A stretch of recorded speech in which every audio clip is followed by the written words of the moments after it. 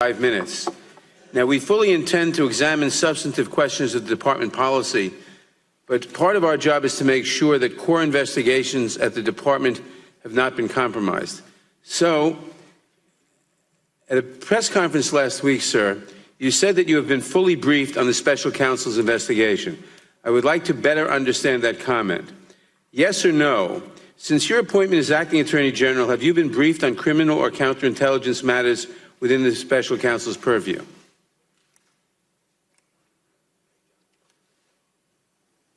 Chairman, thank you for that question. As you know, I cannot talk about ongoing investigations. You can say whether you've been briefed or not.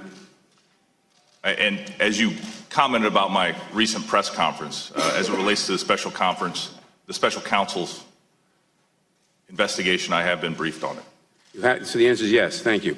Were you briefed on those matters at any point while you were serving as Chief of Staff to Attorney General Sessions?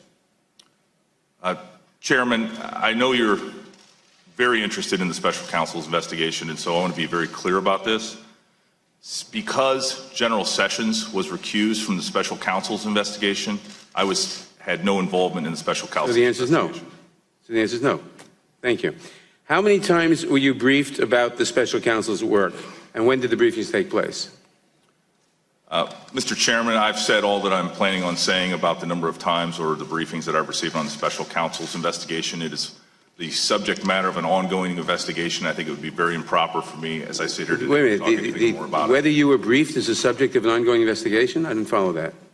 No, the number of times I've been briefed and my involvement in the investigation, sir.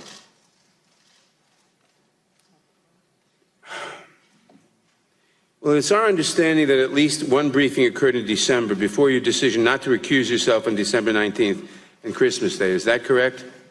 What's the basis for that question, sir? Yes or no? Is it correct? It is our understanding that at least one briefing occurred between your decision not to recuse yourself on December 19th and 6 days later, Christmas Day. Is that correct? Simple enough question. Yes or no? Mr. Chairman, again, what is the basis for your question? You're saying that it is your... Sir, I'm asking the questions. I only have 5 minutes. So please answer yes or no. No, Mr. Chairman, I'm going to... you were asking me a question. It is your understanding. Can you tell me where you get the basis? No, I'm not going to tell you that. I don't have time to get into that. I'm just asking you if that's correct or not. Is it correct? Were you briefed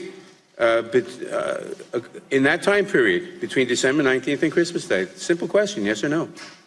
Congressman, if every member here today asks questions based on their mere speculation... All right, never mind. At any point, yes or no, yes or no, at any point since that briefing, have you communicated any information you learned in that briefing to President Trump?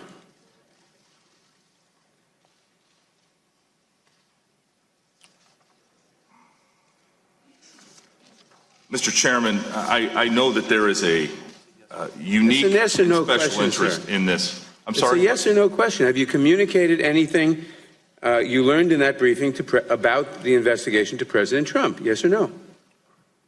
Mr. Chairman, as I've said earlier today in my opening remarks, I do not intend today to talk about my private conversations with the President of the United States. But to answer your question, I have not talked to the President of the United States about the special counsel's investigation. So the answer is no. Thank you. To any other White House official? Again, Mr. Chairman, as I mentioned in my opening statement, I do not intend today to talk about my private conversations with the President nor White House officials. But I will tell you, consistent with what I've already said, I have not talked about the special counsel's investigation with senior White House officials. Okay. To any third party not already briefed about the special counsel's investigation who might have conveyed that information to the President or his legal team? Who do you consider third-party individuals? Well, it's really for your consideration. To any third party not already briefed about that investigation who might have conveyed, who you think might have conveyed that information to President Trump or his legal team? Third persons who I think may have conveyed that information? Yes. You know, as I sit here in this chair right now, Mr. Chairman, you know, that's an impossible question for me to ask. I mean, I do not believe that I have briefed third-party individuals outside of the Department of Justice. I have received the briefings myself and I am usually the end point of that information. But you won't answer the question. I just did answer your question. I don't think you did, but let me just say this. Your iteration of the department's longstanding policy appears designed to delay answering these questions as long as possible. I find that unacceptable. I understand the role of executive privilege and respect its value in our system of governance. However, Congress is a co-equal branch of government. We have a responsibility to conduct oversight. This is a responsibility we take very seriously. I've repeatedly tried to work with your office, first in delaying the hearing until February, and then in providing you our questions in advance. I did this because the executive branch's own rules governing assertion of privilege, which were issued by President Reagan and have been followed ever since, say that ultimately it is up to the president to decide whether or not he wants to assert executive privilege. You cannot repeat forever that the president might want to assert privilege. I've given you a fair opportunity to prepare for the hearing and to speak with the White House in advance so that we could avoid this fight in the first place, but you don't appear to have done any of that. The department's failure to do its due diligence here, to me, is deeply troubling. I do not believe that issuing a subpoena here would correct the problem, but I'm going to give you the opportunity to rectify the situation. After today's hearing, we will attempt to reach an accommodation with the department to obtain answers to these questions. As part of that process, I ask for your commitment to return for a deposition before this committee in the coming weeks, under oath, with an understanding that the transcript will be released to the public as soon as practicable thereafter. Any questions that are unanswered today or require consultation with the White House will be asked again at that proceeding, and I expect either a clean answer or a proper assertion of privilege claimed by the president. I would ask members on both sides of the aisle to make those questions clear for the record so we know what must be addressed at the future proceeding. Now, in your capacity as Acting Attorney General, have you ever been asked to approve any request or action to be taken by the special counsel? Mr. Chairman, I see that your 5 minutes is up, and so I'm here voluntarily. We have agreed to 5-minute rounds, and the committee. I think that's a fine place to end the 5-minute rule. The committee will end. Will come to order. I will point out that we didn't enforce the 5-minute rule on Acting Attorney General Whitaker. We will. I understand, Mr. Chairman. I was just saying that might be a good breaking point at that point for you. No, the Attorney General was in the middle of saying something. Answer the question, please. Regular order. Should I ask the question? Okay. Yeah, in your capacity please as ask the question. let me just repeat the question so people remember what we're talking about. In your capacity as Acting Attorney General, have you ever been asked to approve any request or action to be taken by the special counsel?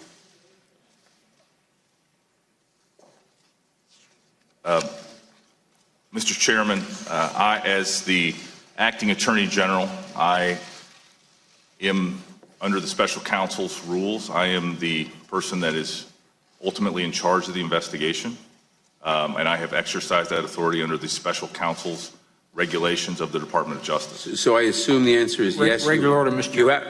I assume the answer is yes. You have been asked to approve a request or action, and you've said yes or no? In other words, Mr. Chairman, I want to be very clear about what you're asking me. Are you asking me if I have asked the special counsel to do something? Regular order, Mr. Chairman.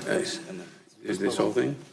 Well, I'm asking if I think my words were clear enough. Have you ever been asked to approve any request or action to be taken by the special counsel? Last week, you commented on the status of the investigation, stating it was close to being completed, unquote. This was said despite the fact you recognized just moments before that it was ongoing, stating, quote, I really am not going to talk about an open and ongoing investigation otherwise, close quote. So all I'm asking you is, have you been asked to approve or disapprove a request or action to be taken by the special counsel? Point of order, Mr. Chairman. I've asked the question. Point of order, Mr. Chairman. Point of order is not in order until the question is answered. We're not operating under the 5-minute rule anymore, then? Point of order. The witness will answer the question. I want to be very specific about this, Mr. Chairman, because I think it's going to allay a lot of fears that have existed among this committee, among the legislative branch largely, and maybe among some American people. We have followed the special counsel's regulations to a T. There has been no event, no decision that has required me to take any action, and I have not interfered in any way with the special counsel's investigation. Very good. Thank you. My time has expired. Of course, the acting Attorney General, Matthew Whitaker, did state a couple of matters on the record of note. He said he has not talked to President Trump about the special counsel's Russia investigation, and he has not interfered with the investigation at all. Acting Attorney General Whitaker testifying before the House Judiciary Committee. Remember, he had criticized the scope of Robert Mueller's investigation before joining the Justice Department. At no time has the White House asked for, nor have I provided, any promises or commitments concerning the special counsel's investigation or any other investigation.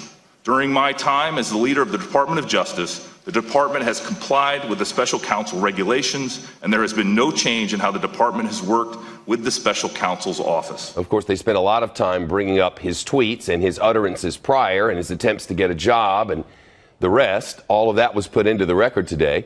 The committee chairman, the New York Democrat Jerry Nadler, drilled down on a briefing that he says the acting Attorney General Whitaker got on the investigation late last year. At any point since that briefing, have you communicated any information you learned in that briefing to President Trump? I know that there is a unique It's a yes or no special question, interest sir. in this. I'm It's sorry? a yes or no question. Have you communicated anything you learned in that briefing about the investigation to President Trump? Yes or no? Mr. Chairman, as I've said earlier today in my opening remarks, I do not intend today to talk about my private conversations with the President of the United States. But to answer your question, I have not talked to the President of the United States about the special counsel's investigation. So got him on the record on that matter. Another Democrat, Steve Cohen of Tennessee, tried unsuccessfully to get the acting Attorney General to say that the Russia investigation is not a witch hunt. There's been a conviction in the special counsel investigation of Mr. Manafort. Jury trial, conviction. There have been guilty pleas from Flynn, Manafort, Gates, Papadopoulos, and Michael Cohen, and dozens of indictments, including 13 Russian nationals, 3 Russian companies, and Roger Stone. Would you say the special counsel's investigation is a witch hunt? Are you overseeing a witch hunt? Congressman, as I've mentioned previously, the special counsel's investigation is an ongoing investigation, and so I think it would be inappropriate for me to... But you wouldn't oversee a witch hunt, would you? You'd stop a witch hunt, wouldn't you? Congressman, it would be inappropriate for me to talk about an ongoing investigation. But less than 2 weeks ago, he did comment on the ongoing investigation. Acting Attorney General Whitaker stood at the Justice Department podium and said he believes Mueller was close to wrapping up. A new poll from CNN shows that when that happens, when it's complete, when the Mueller report is finished, nearly 9 out of 10 Americans say they want to see the full report public. The Chief Intelligence Correspondent Catherine Hare is reporting. She's live on Capitol Hill. Hi, Catherine. Well, Shep, this is one of these situations when you almost want to do a little bit of a rewind, because I think we may have had a very significant piece of news in the final few minutes of that hearing. You'll remember earlier in the hearing, the acting Attorney General Matt Whitaker testified that he had not been involved in any discussions about pardons for people in the Trump universe. But in the last line of questioning, he was asked if he was aware, as I heard it, of pardon documents, and I believe he answered in the affirmative. This may be sort of a distinction without a lot of difference, but I think this could very well be an important piece of news. Secondly, I just want to point out why the witch hunt exchange is also newsworthy, because what we heard from the nominee to be Attorney General William Barr and also Deputy Attorney General Rod Rosenstein, when they have publicly testified, is that they went much further than the acting Attorney General Matt Whitaker, and they said that in their view the Mueller case was not a witch hunt, Shep.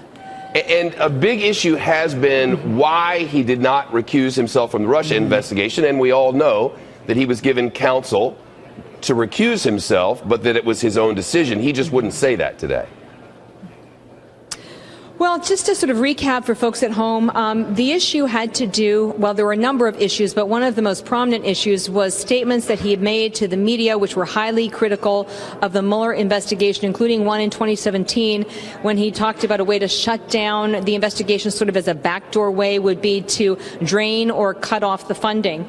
And he took a number of questions today about why he did not recuse himself, because there had been a recommendation to do so based on the appearance. Now, that's sort of a fine detail, but it's sort of a difference between appearance versus hard evidence. And here's that exchange. There were career DOJ officials who advised you that you should not touch that investigation. Isn't that correct?